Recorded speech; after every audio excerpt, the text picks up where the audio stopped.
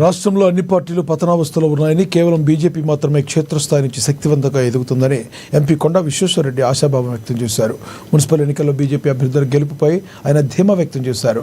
పరిగి మున్సిపాలిటీలో బీజేపీ జెండా ఎగరవేస్తామని, గెలిచిన ప్రతి కౌన్సిలర్కు వార్డు అభివృద్ధి కోసం 10 లక్షల రూపాయల నిధులు ఇస్తామని హామీ ఇచ్చారు. అలాగే మున్సిపల్ చైర్మన్ పదవిని బీజేపీ కైవసం చేసుకుంటే కేంద్రం నుంచి 50 కోట్ల నిధులు తెచ్చి పట్టణ అభివృద్ధికి చేస్తామని ప్రకటించారు. రాహుల్ గాంధీ కూడా అట్లా అన్నారు, గద్దె భాష మాట్లాడుతుండ్రు. ఉన్నాయి బియ్యంలు మహారాష్ట్రలో ఇప్పుడు చూడండి మున్సిపాలిటీలు ఏమైతున్నాయి.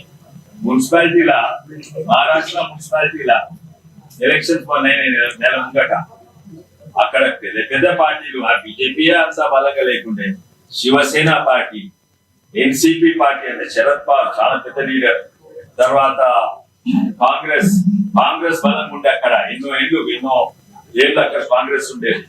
వీళ్ళందరూ ఎంఐఎం పోయింది, వీళ్ళందరినీ తట్టుకొని ఊహించలేదు ఎప్పుడు కూడా.